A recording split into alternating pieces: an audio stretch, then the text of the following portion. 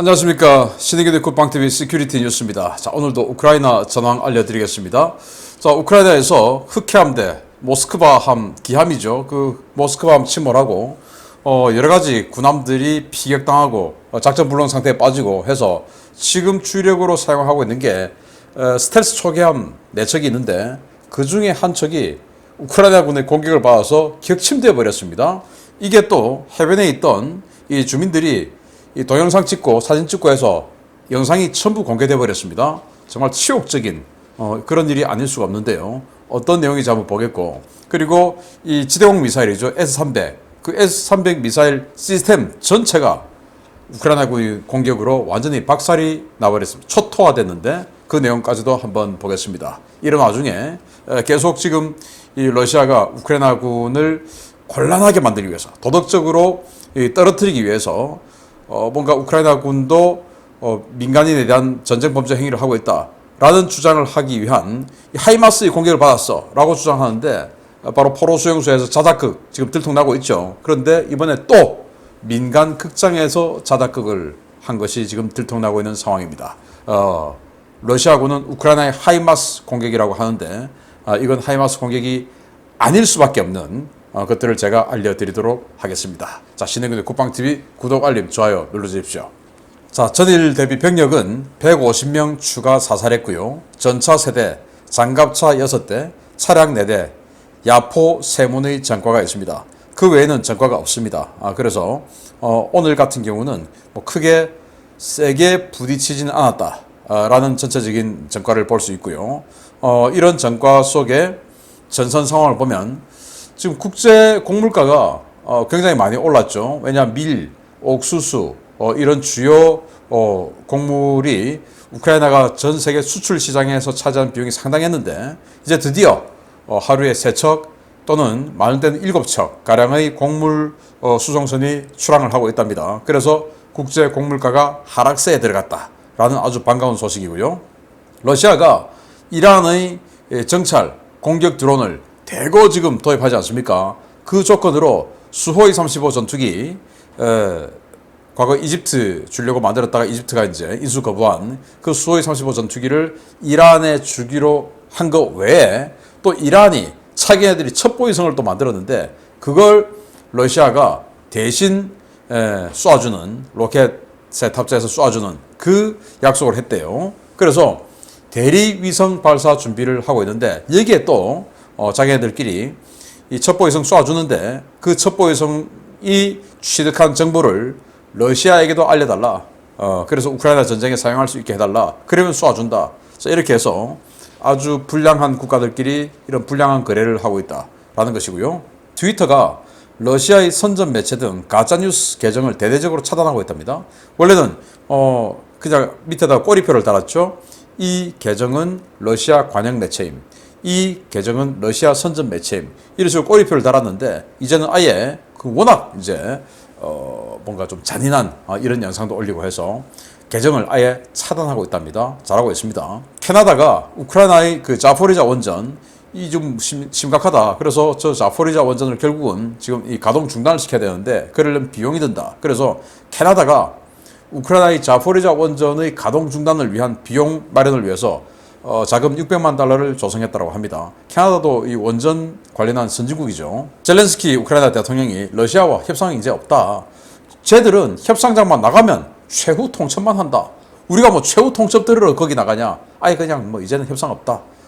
이건 뭐냐? 자신 있다 이거죠. 그리고 국제 엠네스티 여기에서 우크라이나가 전쟁 범죄 행위를 한다. 그래서 러시아와 똑같다. 이렇게 주장을 하고 나선 겁니다. 양비론 주장하고 있죠. 그래서 우크라이나에서는 무슨 소리냐? 니들이 현장에 와서 직접 봐라. 같은지. 라고 반박을 하고 있답니다. 미국 전쟁연구소 ISW가 러시아가 전략 목표를 수정했다. 동부, 즉 도네츠크, 루안스크, 이 돈바스 지역 버리고 헤르손에 집중한다. 라는 거예요. 제가 이 시큐리티 뉴스를 통해서 계속 분석해드렸던 내용인데 과연 이게 러시아의 국익이 맞는 건지. 그래서 도네츠크, 루한스크 이 지역은 원래 애초에 그 반군 장악 지역 그걸 그냥 고착화시키는 것으로 하고 이번 전쟁을 통해서 추가 점령한 곳은 포기하는 것으로 하는 것 같아요. 그리고는 이제 이 헤르손 쪽으로 들어가서 헤르손을 방어해서 이 헤르손, 자포리자 이 지역, 즉 해안선 전역을 자기네들 영역으로 확보하려는 그런 이 전략 목표 수정이다. 제가 봤을 때 이거는 성사되기 힘들 것 같습니다. 제가 봤을 때 이거는 좀 오판이 아니냐. 그래서 이쪽 저쪽 다 깨질 수밖에 없는 이런 판단이 아니냐라고 생각합니다. 그리고 드네프리 강으로 내려올 수 있는 두 가지 축선이죠. 하나는 헤르손 시내에 있는 안토노스키 대교, 그리고 하나는 거기서 이제 동북쪽으로 좀 올라가면 있는 카우프카 댐 수력발전소 위의 그 길, 그렇게인데 그 카우프카 댐 남쪽에 있는 도시죠. 노바카우프카. 그 노바카우프카에서 심야에 연쇄 대폭발이 청취되었다. 그 말은 거기에 있는 탄약고, 군수지원 시설 이런 것들이 뭐 하이마스나 이런 우크라이나군 포병 공격에 의해서 박살이 났다 이거 아니겠습니까? 지금 이 카우프카 댐을 통해서 러시아군이 계속 증원에 들어오고 있어요. 그래서 증원에 들어오니까 거의 뭐 10,000명 단위 이상의 병력이 증원에 들어오니까 그 10,000명의 전투병을 뭔가 지원하려고 하면은 상당히 많은 보급물자가 같이 들어왔겠죠. 그게 지금 박살이 난 겁니다. 10,000명 정도 되는 수천 명에서 10,000명 정도 되는 이 추가 증원 러시아군, 이 돈바스 지역에서 탈탈 끌고서 지금 데리고 왔는데 이렇게 오자마자 탄약고, 군수지원 창고 박살이 나서 이제 어떡합니까? 큰일 났네요. 러시아가 도네츠크 동부에서 통학버스 정류장에 포격을 해서 8명을 살해했답니다. 도네츠크 동부 지역은 원래 여기는 러시아 측 영역이었죠. 그런데 거기에 자기네들이 그냥 박격포로 때려가지고 8명을 살해했다고 하는데, 통학버스. 그런데 여기에 우크라이나군이 때린 게 아니고 자기네들이 자작했다. 박격포탄이니까. 박격포탄 아무리 멀리 가야 10km밖에 안 날아가는데 도네츠크 동부 지역은 박격포탄으로 우크라이나가 때릴 수 있는 영역이 아니죠. 수십 수백 킬로미터인데, 백수십 킬로미터인데, 그러니까 또 우크라이나가 민간인 공격했다 라고 하는 말을 하려고 자작극을 벌였는데, 그래도 자작극을 벌이려면 좀 이 머리가 돌아간다면 개연성이 있는 걸로 해야죠. 근데 박격포탄으로 이걸 해버리니까, 아니 박격포탄을 어떻게 수십 킬로를 날립니까? 박격포탄은 맥시멈 10킬로죠. 그래서 자작극 하다가 걸렸다. 또 러시아가 바흐무트 전선에서 공세를 시도했는데 모두 격퇴에 당했다라는 소식이 있고요. 우크라이나가 이지움 그리고 슬로반스크 이 일대에서 성공적인 반격 작전을 하면서 계속 이 탈환지를 확장해 나가고 있다라는 반가운 소식도 있습니다. 자, 이런 전선 상황을 두고 주요 소식 알아봅니다. 첫 번째입니다. 지난주 발생한 포로 수용소 폭파 자작극으로는 약발이 안 먹혔던 모양입니다. 러시아가 이번에는 백주 대낮에 도네츠크 시내 한복판에서 포격 자작극을 벌여 민간인들을 학살했다는 소식입니다. 러시아는 이번에도 하이마스 타령을 하고 있습니다. 우크라이나군 포병이 서방 세계가 지원한 하이마스 다련장 로켓을 이용해 러시아군이 전혀 없는 도네츠크 민간인 거주 지역과 영화 극장을 포격해 다수의 민간인 사상자가 발생했다고 러시아 국방부가 현지 시각 8월 4일 주장했습니다. 러시아 국방부는 국방부 대변인 성명과 관영 매체, 친러 인플루언서 등을 대대적으로 동원해 우크라이나가 또 하이마스를 이용해 민간인을 학살하는 전쟁 범죄를 저질렀다 라며 도네츠크시에서 벌어진 폭발 영상을 온라인에 공개했습니다. 영상 속에는 평온한 일상을 보내고 있는 도네츠크 길거리에서 돌연 폭발이 발생해 주변을 걷고 있는 여성과 어린이들이 죽거나 다치는 모습이 담겨져 있었는데요. 러시아는 우크라이나가 포격 지점 인근에서 거행되던 도네츠크군 장교의 장례식을 노린 것이라며 우크라이나가 서방이 제공한 불법 무기로 전쟁 범죄를 되풀이하고 있다라고 비난을 퍼부었습니다. 우크라이나 정부는 황당하다는 반응입니다. 우크라이나 정부는 8월 4일 도네츠크주 그 어디에서도 하이마스에 의한 포격 작전은 실시되지 않았고 러시아가 공개한 폭발 영상 어디에도 해당 폭발이 포격에 의한 것임을 증명할 수 있는 근거를 찾을 수 없다라고 반박했습니다. 오신트 소식통 역시 사실상 미군이 포격 작전의 지휘를 맡고 있는 상황에서 우크라이나군이 고가의 유도 로켓을 민간인 거주구역에 쏠 이유가 없다라며 이번 사건 역시 러시아의 자작극일 가능성이 높다고 보고 있습니다. 러시아는 얼마 전에도 올레니우카 포로 수용소에서 소위탄 폭발 자작극을 벌여 80여 명을 즉사시키고 200여 명에게 중상을 입힌 뒤 이를 우크라이나 하이마스 포격에 의한 것이라고 주장했던 바도 있는데요. 미국이 감시정찰 자산을 동원해 우크라이나의 포격작전을 직접 지휘하고 있다는 보도가 나온 직후에 벌어진 너무 뻔히 보이는 이 자작극에 러시아 정보당국의 실력이 이것밖에 안 되냐라는 비아냥과 비난이 쏟아지고 있습니다. 이게 하이마스 로켓탄이 이 극장으로 들어와서 여기에서 그 때문에 민간인이 죽었다라고 주장하는 러시아 국방부의 주장이에요. 러시아 국방부 마크입니다. 그런데 제가 간단하게 사진 두 장으로 이건 하이마스가 아니다, 내부 폭발이다 라는 걸 증명해 보이겠습니다. 자, 여기가 극장 앞이에요. 극장 앞에 이렇게 화염이 확 나오고 있는데요. 자, 그러면 이렇게 화염이 나오면 여기에서 만약에 터졌다 손 치더라도 지금 외부지 않습니까? 그러면 극장이 꽤 크죠. 그러면 내부에 어떤 영향을 미칩니까? 크게 영향을 못 미치겠죠. 그런데 두 번째 사진을 또 보시겠습니다. 이건 이제 뒤에 있는 CCTV에 찍은 건데 극장 뒤편으로 어마어마하게 지금 또 화염이 나오고 있습니다. 이 말은 내부에서 터져서 외부로 지금 뻗어 나가고 있는 것이지 밖에서 터져서 안으로 지금 들어갔다, 이게 아니라는 겁니다. 그래서 이 GMLRS로 공격을 받았다라고 주장을 하니까 우크라이나 측에서는 아니 그 고가치의 자산을 여기다 왜 쏘냐? 군대라고는 하나도 없는 여기다 왜 쏘냐?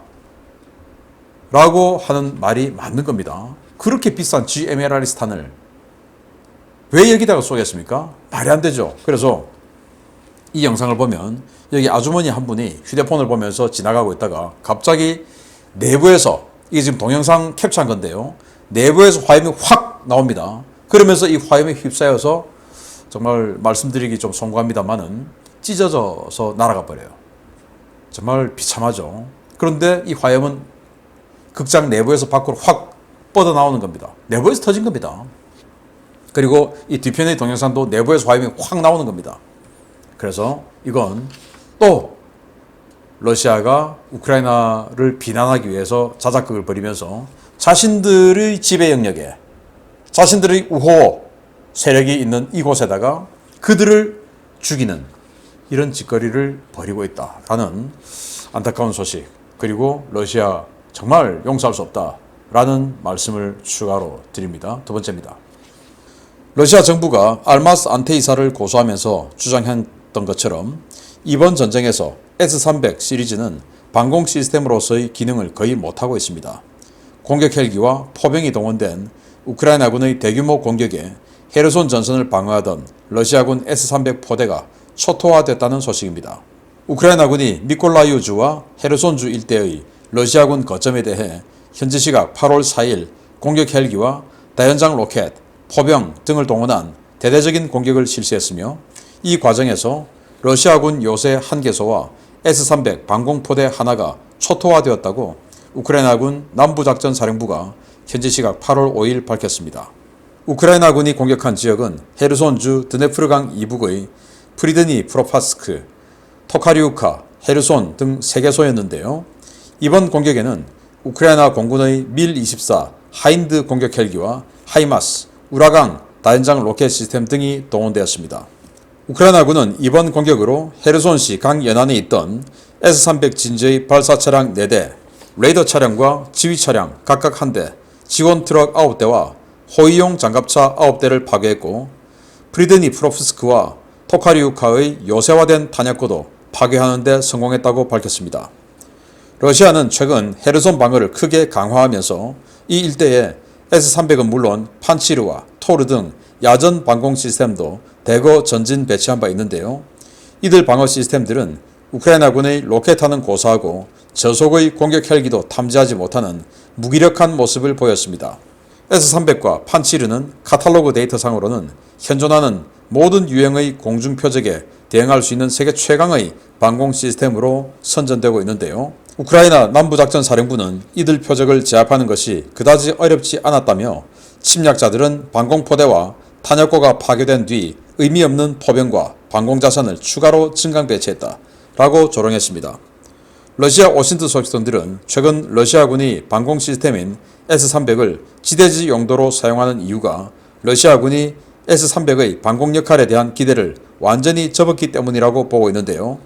어쩌면 이번 전쟁이 끝나고 S-300은 지대공 미사일이 아니라 지대지 미사일로 다시 분류될지도 모른다는 조롱도 쏟아지고 있습니다. 헤르손 바로 외곽, 그러니까 헤르손을 방어하는 방공포대죠. 최대 사거리 150km. 이 S-300 포대 하나가 하이마스의 공격에 그냥 완전히 초토화돼서 사라졌습니다. 이른바 시드 작전을 넘어 데드 작전이 전투기가 아니고 하이마스에 의해서 진행된 거죠. 박살났습니다. 그런데 로켓탄, 미사일, 순항미사일 다 여겨갈 수 있다라고 주장했던 이 S-300이 탐지조차 못하고 무력하게 그냥 박살이 나버렸어요. 자, 그리고 이 화염을 보시겠는데요. 이건 헤르손시에 있는 그 안토니우스키 대교 바로 옆에 있는 탄약고예요. 요새화된 탄약고가 밀-24 공격 헬기의 공격에 의해서 완전히 그냥 화염에 휩싸이고 있는 상황입니다. 그래서 헤르손시 그리고 노바카우프카 댐 이 두 개 축선에서 러시아군이 방어선을 지금 구축하고 그런 상황인데, 그러다 보니까 이 밑에 리본 부교, 이 폰튼 부교 등을 통해서 계속 지금 탄약이나 보급품들이 들어오고 있죠. 어렵사리. 그걸 지금 다 저장해 놓은 이 저장고를 공격 헬기들이 들어가서 박살을 내버렸습니다. 병력은 많이 들어왔는데 이렇게 박살이 나니 전쟁을 어떻게 하겠습니까? 정말 러시아 큰일 났네요. 아마 지금 이 추가로 들어온 한 2만여 명의 이 러시아군 병력들은 앞으로 얼마나 많은 병력이 우크라이나에게 포로가 될지 정말 기대가 되는 상황입니다. 여기에 병력을 밀어넣기 위해서 돈바스 지역에서 병력을 빼다 보니까 지금 돈바스에서도 밀리고 있는 그런 상황이죠. 이런 상황에 크림반도의 흑해함대 사령부 세바스토폴 여기가 공격을 받았죠. 사령부 타격받았지 않습니까? 그런데 그 사령부 앞을 지키던 방공 초계함이 침몰했습니다. 보겠습니다. 지난 7월 마지막 일요일 러시아 해군의 날에 맞춰 세바스토폴 흑해함대 사령부가 우크라이나 드론 공격으로 박살난 지 일주일도 채 되지 않아 세바스토폴이 또 피격됐습니다. 이번에는 해군기지 입구를 지키고 있던 초계함이 피습되어 격침된 영상이 입수되었습니다. 러시아가 흑해함대 사령부의 피습 이후 세바스토폴에 대한 대공 경계를 대폭 강화하는 차원에 투입한 대형 초계함이 세바스토폴 앞바다에서 격침되었다고 크림반도 일대의 오신트 소식통들이 현지 시각 8월 5일 일제히 리포트했습니다. 사건은 현지 시각으로 8월 4일 오후 세바스토폴 앞바다에서 발생했는데요. 인근 해수욕장에서 물놀이를 즐기던 러시아 민간인들은 연안에서 초계 중이던 러시아 군함 한 척이 연막탄을 쏘며 급히 회피 기동을 하는 장면을 발견했습니다. 이 초계함은 지난 3월 흑해에서 피격설이 돌았던 프로젝트 2160급 초계함이었는데요. 현재 흑해함대 4척이 배치된 이 초계함은 모스크바함과 아드미럴 그레고로비치급이 무력화된 현재 흑해함대의 사실상 주력 함정으로 세바스토폴 기지에 대한 경계작전을 수행하고 있었습니다. 프로젝트 2160급 초계함은 길이 94m, 만재 배수량 1700톤의 대형 초계함인데요. 함수에 76.2mm 함포를 기본 무장으로 장착하고 있고 모듈형 선체 구조를 채택해 칼리브르 순항미사일 수직발사기 4셀 또는 부크 함대공 버전 4발을 탑재할 수 있습니다. 러시아는 방공 능력이 취약한 이 초계함의 헬기 갑판에 지상군용 토르 M2 시스템을 탑재해서 세바스토폴 해군기지에 대한 대수상, 대공, 대잠 초계 임무를 맡겨왔는데요. 오신트 소식통들은 이 초계함이 드론 또는 대한미사일로 보이는 비행체의 공격으로 격침됐다고 전하고 있습니다. 세바스토폴 해군기지는 오데사 일대 우크라이나 장악 해변에서 약 290km 떨어진 곳으로 우크라이나가 보유한 하푼 블록2의 사정권 안에 들어가는데요. 러시아군에 의해서 매달 박살나고 있다는 그 하푼이 정말 러시아군 초계함을 격침시킨 것인지 아니면 드론의 공격인지 사건의 진상에 대해 관심이 쏠리고 있습니다. 자, 군함 보십시오. 잘생겼죠? 최신 초계함입니다. 1700톤. 덩치에 대해서 제가 참고로 말씀드리면 우리 천안함 여러분들 잘 아시죠? 그 천안함 덩치가 990톤입니다.